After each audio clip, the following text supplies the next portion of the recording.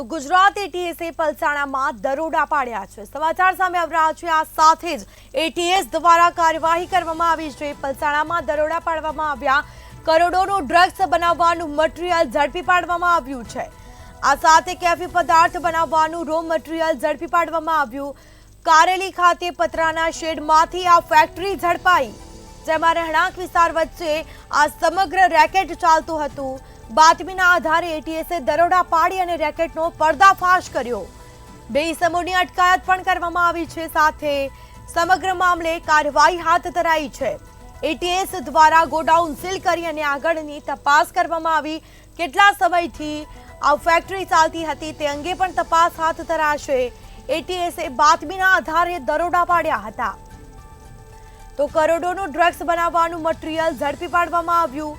ગુજરાત એટીએસના પલસાણામાં દરોડા, જેમાં કેફી પદાર્થ બનાવવાનું રો મટીરીયલ ઝડપી પાડવામાં આવ્યું છે।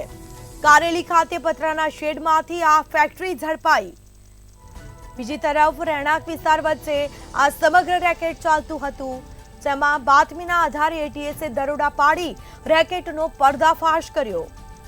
તો બે ઇસમોની અટકાયત કરી અને કાયદેસરની કાર્યવાહી હાથ ધરાશે। કેટલા સમયથી આ જે ડ્રગ્સ બનાવવાનું જે રેકેટ ચાલતું હતું તે અંગે તપાસ કરવામાં આવશે। ગુજરાત એટીએસને સૌથી મોટી સફળતા હાલ અત્યારે સુરતમાં મળી છે। જી ચોક્કસથી વાત કરીએ સુરત જિલ્લાના પલસાણા તાલુકાની, તો પલસાણા તાલુકામાં આવેલ કારેલી ગામમાં ડ્રગ્સ જેવું કેફી પદાર્થ જે બનાવવાનું રો મટીરિયલ હોય છે તે હાલ અત્યારે અહીં ઝડપવામાં આવ્યું છે।